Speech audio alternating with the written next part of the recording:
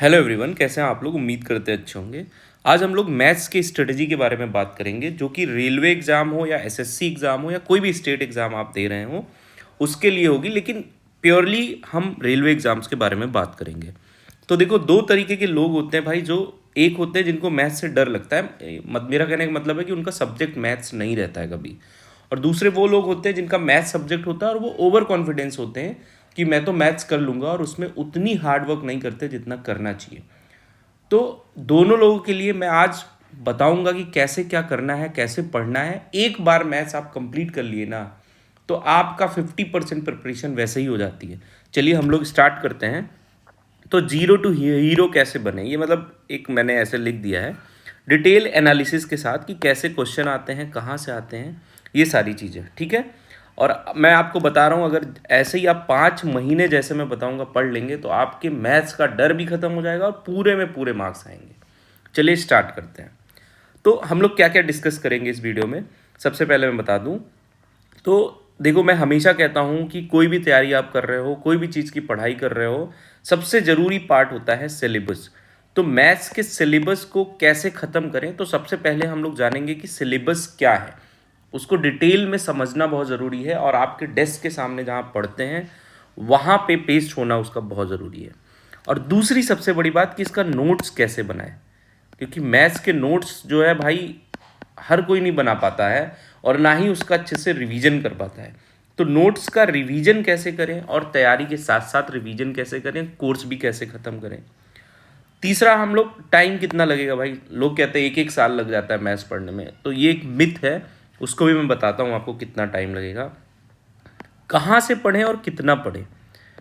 ठीक है, कहाँ से पढ़ें और कैसे, मतलब कहाँ से पढ़ना चाहिए मुझे, कौन से बेस्ट सोर्सेज है रेलवे के लिए, और मैथ्स की इंपॉर्टेंस क्या है। मतलब जो वनडे एग्जाम्स होते हैं उसमें मैथ्स की कितनी इंपॉर्टेंस है। आप लोग जीएस जीएस करते रहते हैं, जीएस की इंपॉर्टेंस है, लेकिन तब जब मैथ्स आप ख़त्म कर लें। चलिए मैं शुरू करते हैं।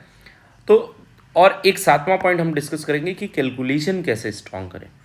कैलकुलेशन बहुत ही इंपॉर्टेंट है। आप देखेंगे कि अभी एसएससी सीपीओ का एग्ज़ाम हो रहा है। ठीक है, उसमें क्या हुआ है, 50 क्वेश्चन सेक्शन वाइज टाइम दे दिया। अब आपको जैसे बैंक में होता था, 50 क्वेश्चन के लिए 30 मिनट का टाइम दे दिया है।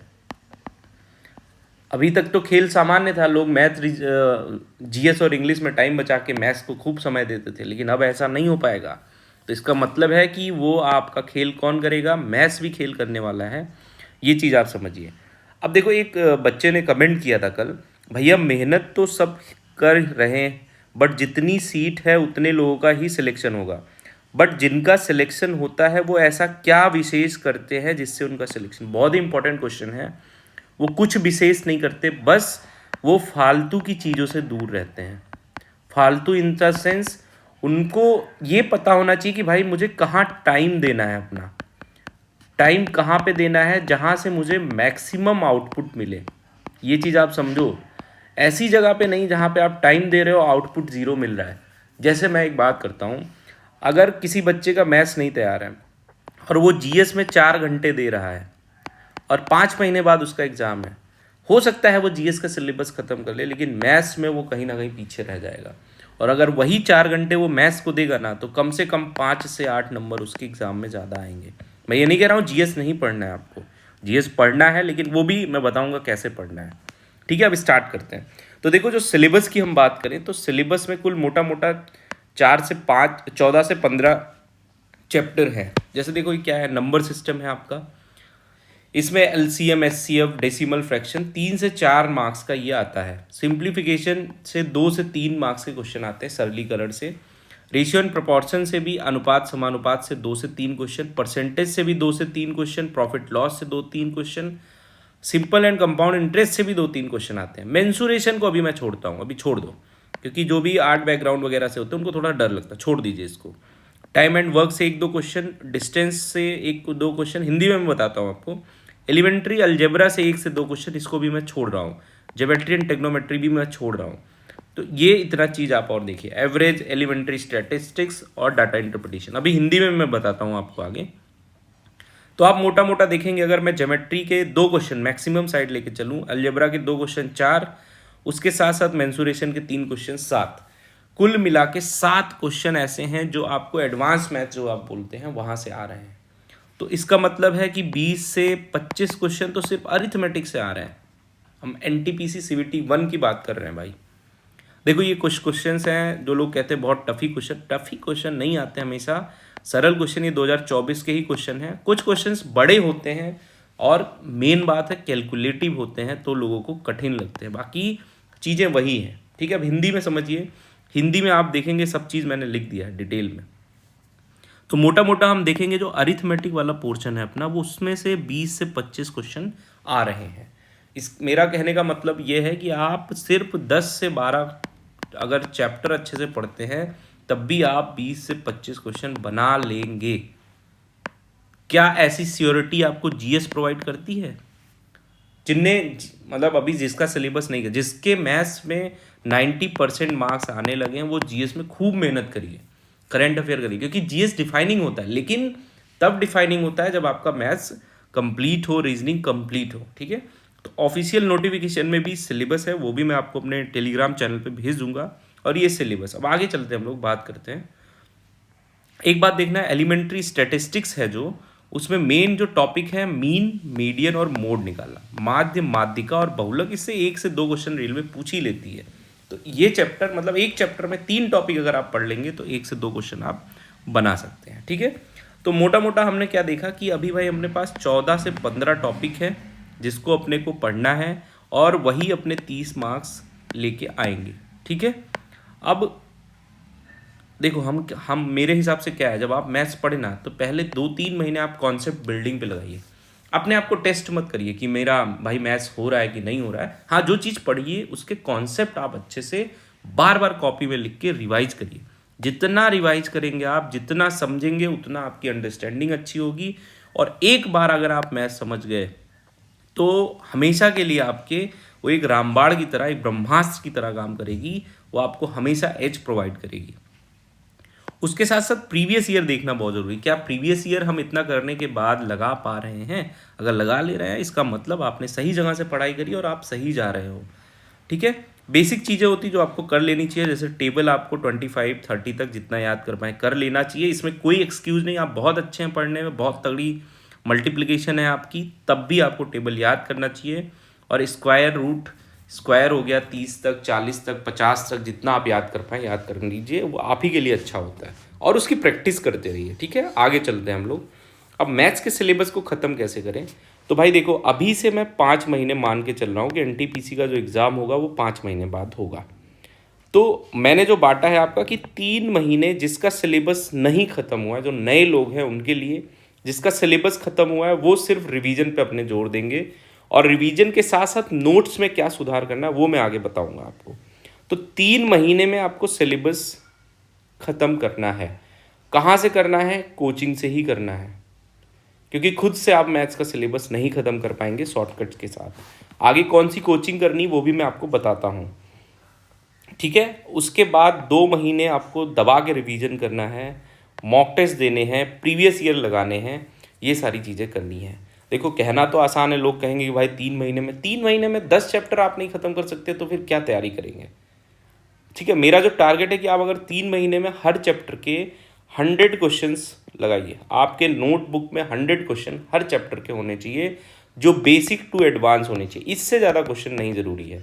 अगर आप 1000 एक चैप्टर के क्वेश्चन लगा रहे हैं तो आप छोड़ दीजिए तैयारी करना। तो 100 क्वेश्चन बेसिक के आपके होने चाहिए, मतलब हर चैप्टर के आपके पास नोट्स होने चाहिए। तो मैं अगर एक चैप्टर को 6 दिन दूंगा तो आप 84 दिन में 14 चैप्टर को 84 दिन में ख़त्म कर लेंगे, जिसमें एक एक दिन मैं बीच में क्या रिवीजन के लिए रख रहा हूँ। ठीक है भाई, कैसे बनाएंगे नोट्स? कैसे बनाएं? सबसे इंपॉर्टेंट चीज़ है मैथ्स के नोट्स कैसे बनाएं। तो देखो, नोट्स कैसे बनाएं, जैसे मान लीजिए कि आप परसेंटेज चैप्टर स्टार्ट कर रहे हैं। ठीक है, परसेंटेज यानी प्रतिशत चैप्टर आप स्टार्ट कर रहे हैं।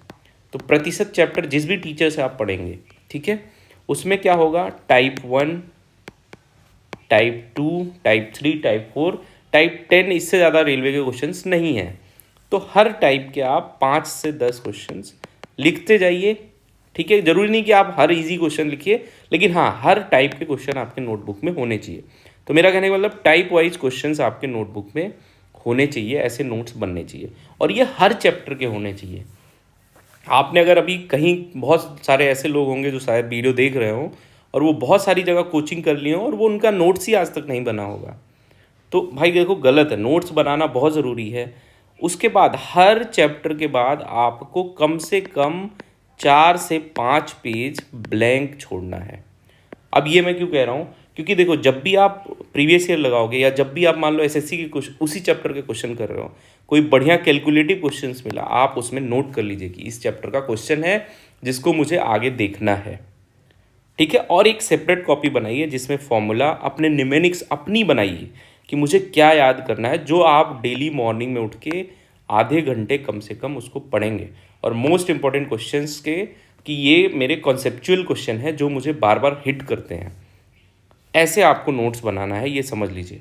अब उस नोट्स का रिवीजन कैसे करें, तो सबसे ज़रूरी देखो भाई, जब भी जैसे ही आप पढ़ना स्टार्ट करो, जैसे मान लो आप 4 घंटे का या 3.5 घंटे का, इससे कम तो मैथ्स आप करेंगे तो नहीं होगा, 3.5 घंटे पढ़ने का टारगेट बनाएं।